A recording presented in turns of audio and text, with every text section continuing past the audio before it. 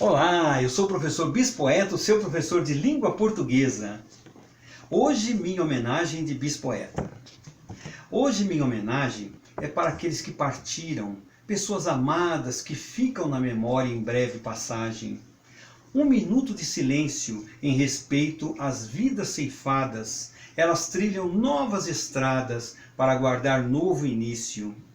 Nesse 2 de novembro, dia chamado Finados, em memória são relembrados cada um dos saudosos membros de famílias estremecidas, até por partidas prematuras, chorando em dor e amargura as vidas precoces perdidas.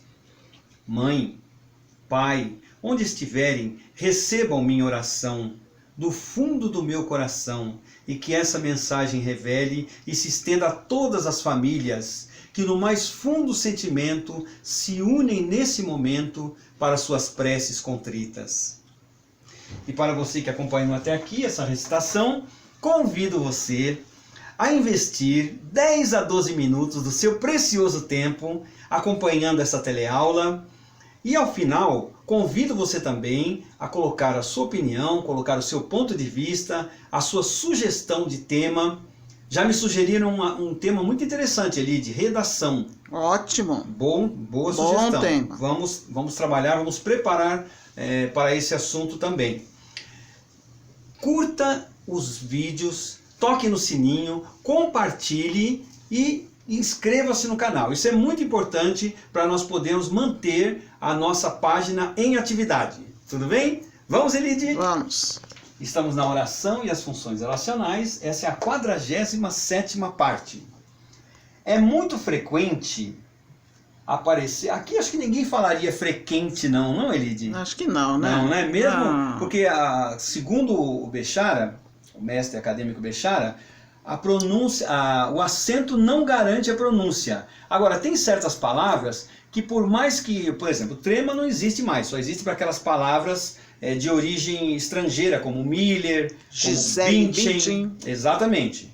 Mas essa palavra no passado, antes do acordo, tinha trema. Nós pronunciávamos frequente. É como linguiça. Antes da reforma tinha o trema, agora já não tem mais. E nem por isso alguém vai se atrever a falar linguiça. Tudo bem se a pessoa se falar frequente, também não tem o menor problema. Mas é muito mais comum ouvirmos falar frequente e linguiça, certo, Elide? Certo. Ok. Tanto é que lembra esse frequente, lembra quente, né? Que já tem a palavra quente dentro do... Exatamente. Então, e quente nós vamos falar sempre quente e não quente. Tudo bem. Agora tem palavras como questão, Elide. Algumas pessoas falam questão e outras falam questão. Olha que interessante. É uma pronúncia flutuante. Não tem o menor problema. É tudo uma questão de... Escolha! Retomando. É muito frequente aparecer o assunto ou a matéria tratada expressos como termo argumental exigido pelo significado léxico do verbo.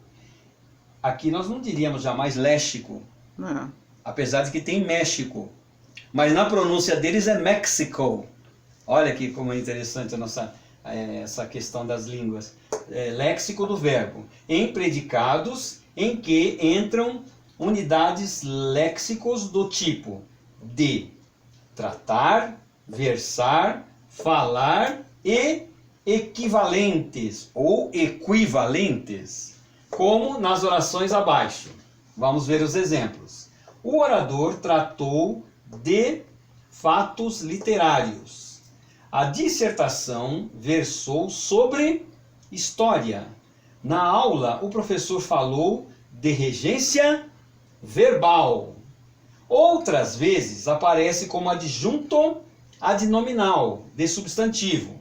Exemplo: o vizinho escreveu um livro de histórias infantis. Muito bom gosto desse vizinho, hein? Sim. Escrever livros infantis é maravilhoso, porque é uma forma de nós já exercitarmos esse gosto pela leitura dos pequenininhos. Porque esse gosto, um pai lendo para o filho ou lendo para o neto, vai ser um exemplo para que ele possa continuar, prosseguir com esse gosto pela leitura.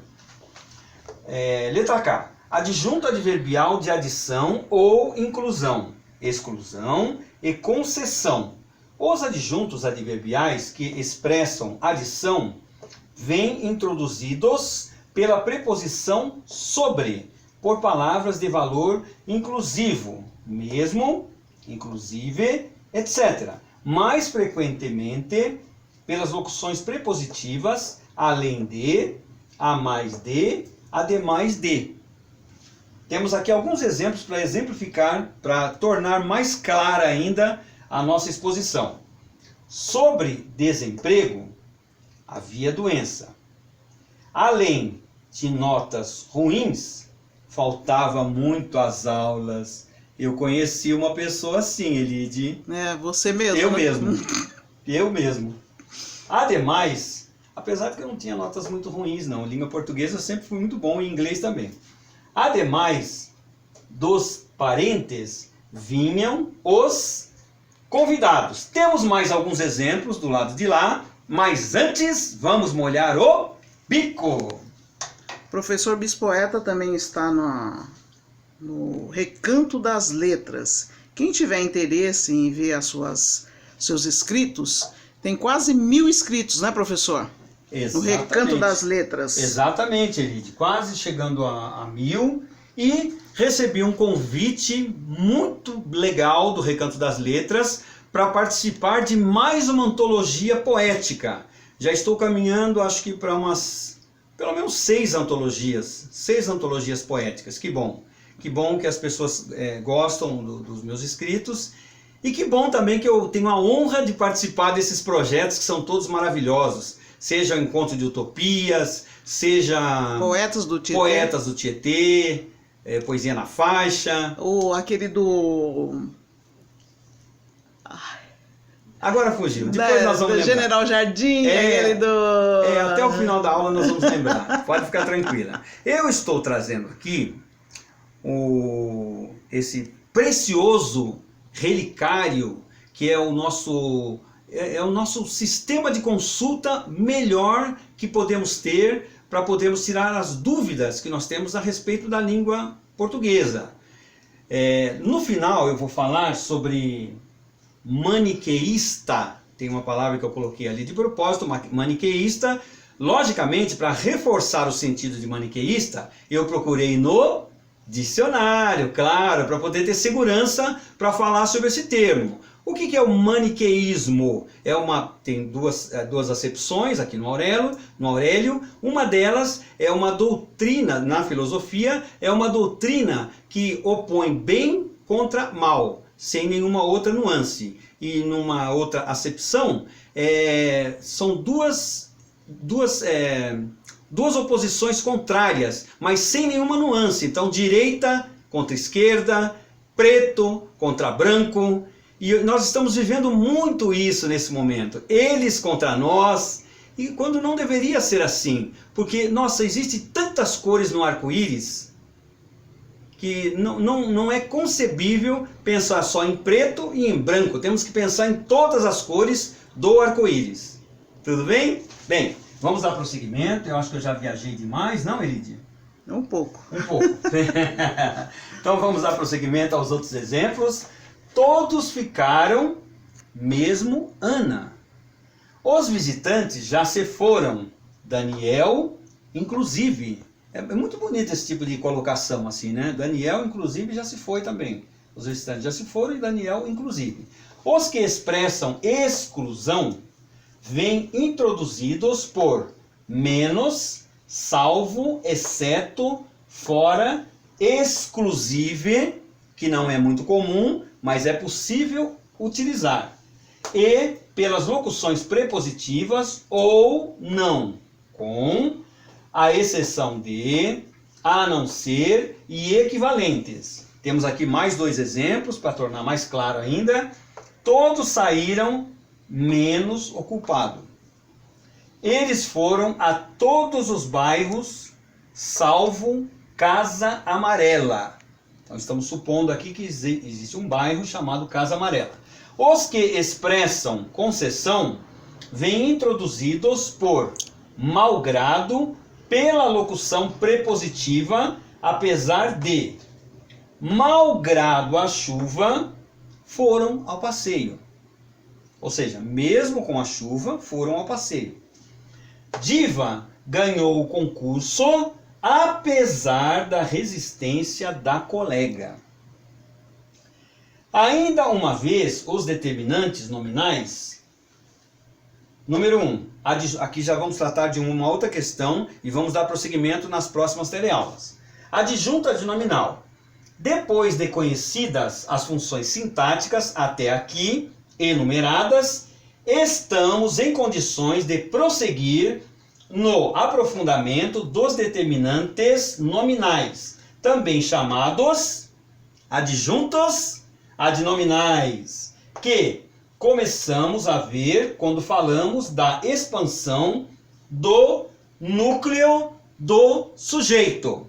E aqui, para finalizar, um atrevimento. Gente, nós temos que ser ousados, temos que ser atrevidos. Existe até uma célebre frase, eu não sei se é exatamente assim.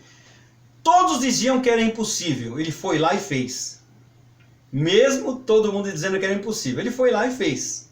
Então é assim que nós temos que ser. Temos que ser ousados, temos que ser abusados, e isso vale também para a escrita. Por mais estranho que possa parecer o que nós escrevemos, se nós escrevemos e depois deixarmos ali maturando e depois de um tempo formos analisar, nós vamos ver que faz algum sentido ou não. Mas o importante é sermos ousados. É o que eu tentei fazer aqui.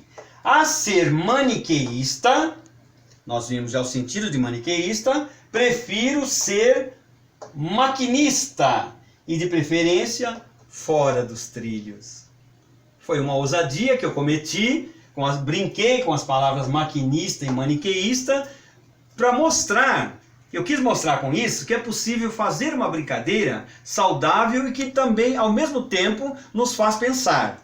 Tudo bem? Bem, estamos encerrando mais essa teleaula, felizes e ao mesmo tempo tristes, porque hoje é um dia de finados, é um dia em que as pessoas choram suas perdas, ainda mais nesse ano de pandemia, em que tivemos só no Brasil mais de 600 mil vidas perdidas, no mundo já são 5 milhões de vidas perdidas. Tudo tem um significado, tudo tem um sentido, nada acontece por acaso. E é com essa crença, com essa certeza que eu desejo a vocês que vocês sejam muito felizes e fiquem com Deus.